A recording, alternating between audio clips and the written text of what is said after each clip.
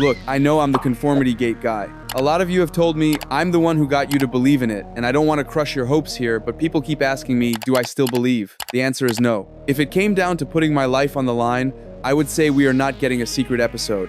But I'm gonna break down why there might still be some tiny glimmer of hope for those who want to hold on to it, and more importantly, why I personally think this whole thing is over. Quick heads up, YouTube might delete this channel in 24 to 48 hours because they think I'm impersonating myself.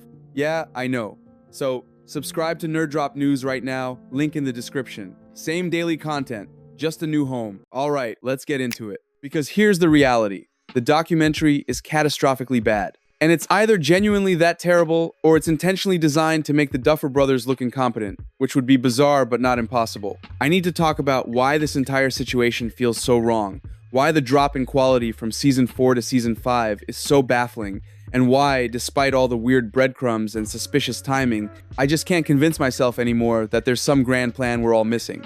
So let's get into it, because this conversation needs to happen even if it's not what people want to hear. The documentary is legitimately one of the worst pieces of behind-the-scenes content I've ever watched for a major production, and I cannot wrap my head around how it got released in this state. It either means the Duffers genuinely had no idea how bad they'd look, or they deliberately allowed themselves to be portrayed as incompetent buffoons for reasons we don't understand yet. Matt Duffer sits in front of a camera and casually admits, "We went into production without a script." That is mind-boggling. That is career-ending levels of unprofessionalism for a show with this budget, this cast, this cultural impact. How do you say that with a straight face, knowing your audience is going to hear it? If they'd seen the finale's reception before the documentary aired, maybe they would have thought twice about including that confession, but they didn't. They just put it out there like it was no big deal. Part of me wonders if it's intentional, if they're setting themselves up to look bad because there's some payoff coming that recontextualizes everything. But that feels like wishful thinking at this point. The more realistic explanation is they genuinely didn't realize how terrible this would make them appear,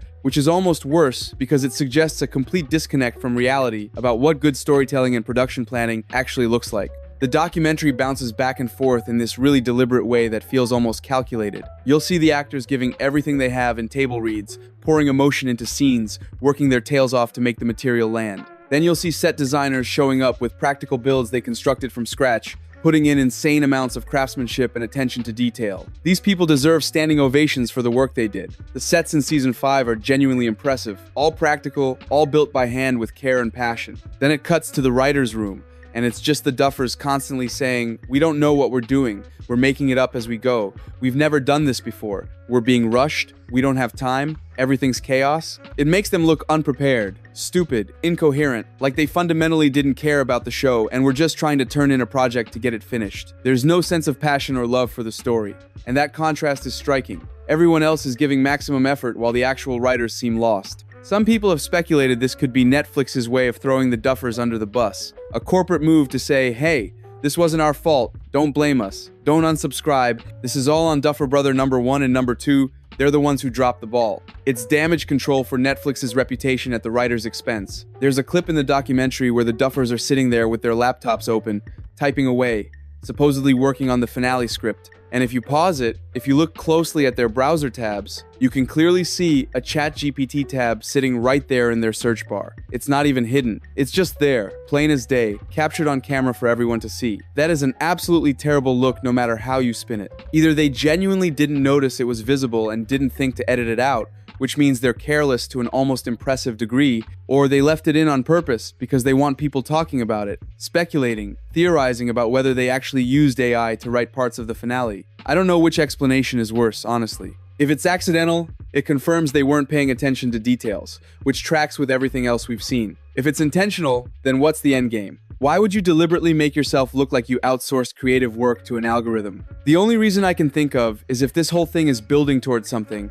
if they want us outraged and talking, so that when the real ending drops, whenever that hypothetically might be, the reversal hits harder. But that feels like such a reach at this point. It's more likely they just didn't care enough to check what was visible on their screens during filming. At this point, it genuinely feels like they've missed the window. If there was a secret episode, a movie, anything planned, they should have announced it by now. A simple movie coming July or special finale event February would have made sense. Instead, we're sitting here weeks after the finale aired with nothing but silence and conspiracy theories. And I'll be honest, I don't want Stranger Things Season 6 at this point. The entire marketing, the entire build-up for years has been, this is the final season, this is the conclusion of the story. If they suddenly pivot and announce season 6, it completely undermines that messaging. It makes the final season label feel like a lie, like they're just extending things because they can't let go or because Netflix wants to milk it for more money. I'd rather have closure, even bad closure, than an endless string of seasons that keep walking back previous promises. If something was coming,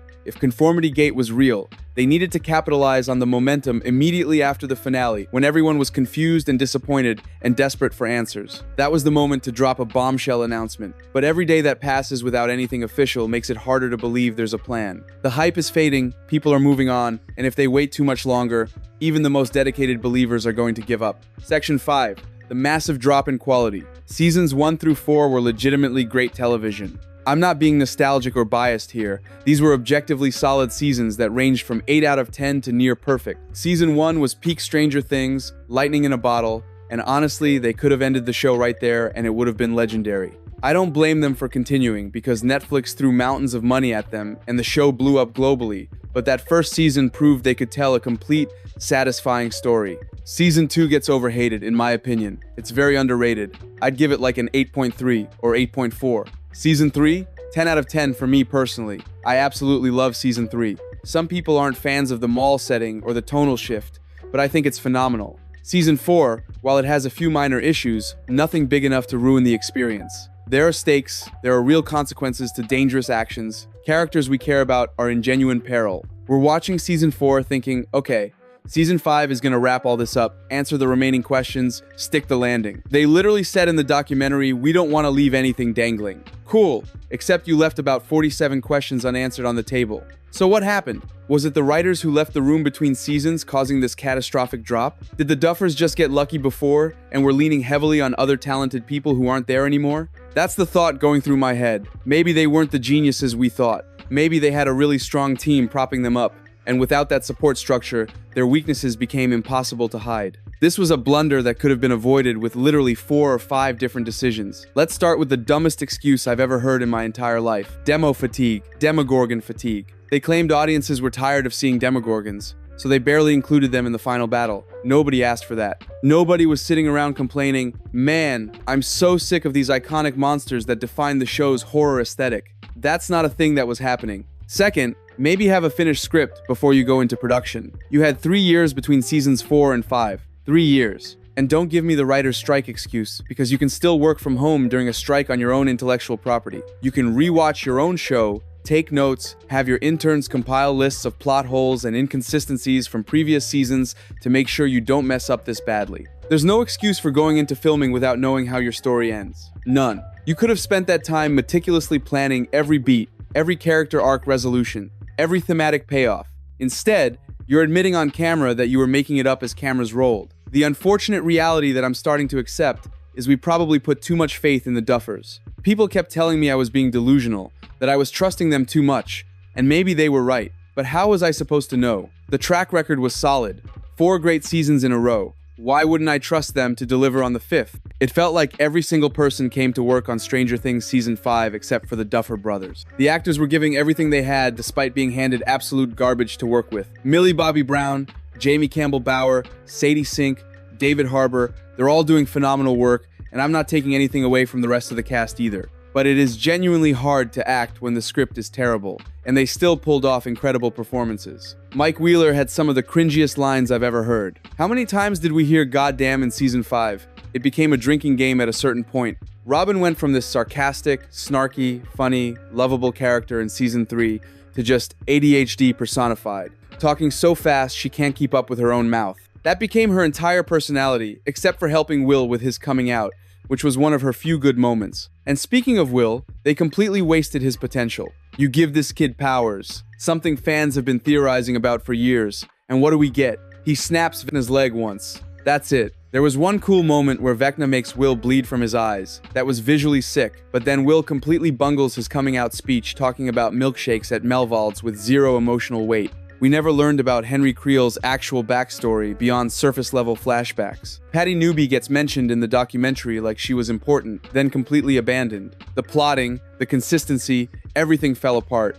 And until we get confirmation either way about a secret finale, They're the doofus brothers in my heart because this is inexcusable.